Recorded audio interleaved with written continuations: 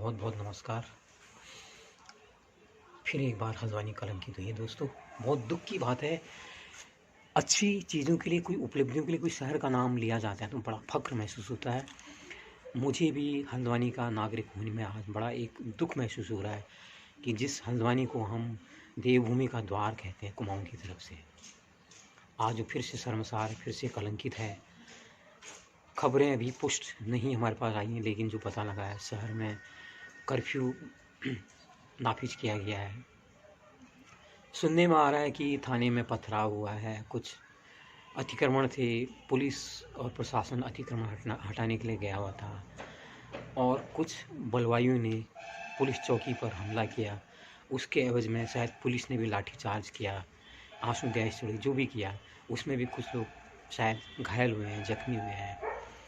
अच्छी बात नहीं है। नुकसान किसी का भी हो, चाहे वो सरकारी कर्मचारी हों, चाहे वो नागरिक हों, नुकसान तो नुकसान है।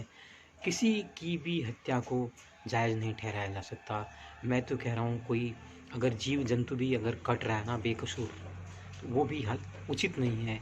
लेकिन आदमी की हत्या को तो किसी तरह से वांछनीय नहीं करार दिया जा सकता। उसके कारण कुछ भी हों, अगर अपने रीति रिवाजों के लिए, अपने धर्म के लिए हमें अगर हत्या करनी पड़ रही है, तो मुझे ये ज़रूर कहूँगा कि हमें ऐसी विचारधाराओं पर एक बार पुनर्विचार करना चाहिए। लीक पर चलकर नहीं करना चाहिए। हमको जो आप खुदा कहो, भगवान कहो, जिसने भी कहो, एक बुद्धि दी है, दिमाग दी है। हम लोग जानवर नहीं हैं। जानवर को आप जिस दिशा में हाँकोगे वो उस तरफ चला जाएगा। हम इंसान हैं। हम लोग हाँकने के लिए नहीं बने हुए हैं। हम लोगों के पास बुद्धि है, हमारे पास विवेक है।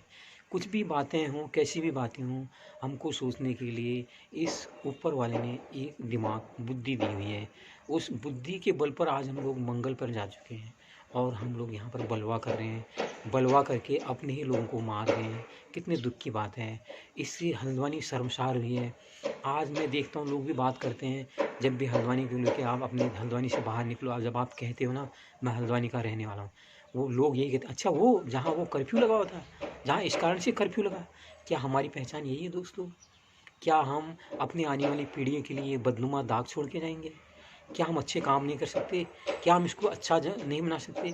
क्या हम उसको एक सांप्रदायिक सद्भाव का केंद्र बना के नहीं सकते? जब यूएई में बदलाव आ सकते हैं तो और जगह बदलाव क्यों नहीं आ सकते हैं, आप ये बताइए। वहाँ तो न कोई आरएसएस है, न वहाँ बीजेपी है, न वहाँ कोई क्रिश्चियन मिशनरीज हैं, न वहाँ कोई हिंदू संगठन है दुबई में। जब वहाँ पर बदलाव आ रहे हैं तो हमारे देश में बदलाव को रोकने वाले वो कौन लोग हैं? कौन लोग हैं जो चंद लोग जो अपने आवाम को, अपनी जनता को आगे बढ़ने नहीं देना चाहते। वो चाहते हैं कि आपस में ये लोग लड़ते रहें और उनका उल्लू सीधा होता रहे। क्यों नहीं हम लोग ये चीज़ समझ रहे हैं? हम ऐसा ना हो कि इस समझ के फेर में एक दूसरे गला काट के हम इस धरती को ख़त्म कर दें।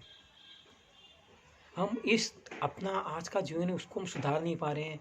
हम अपने लिए स्वर्ग की गद्दी की कामना कर रहे हैं। क्या संभव है? आज तक देखो दुनिया में जितने लोग मरे, क्या किसी का स्वर्ग से कोई मैसेज आया है, कोई रिकॉर्ड आया है, किसने भेजा कि मैं स्वर्ग में सुख से हूँ, इतने ऐशो आराम में रह रहा हूँ? किसने कहा?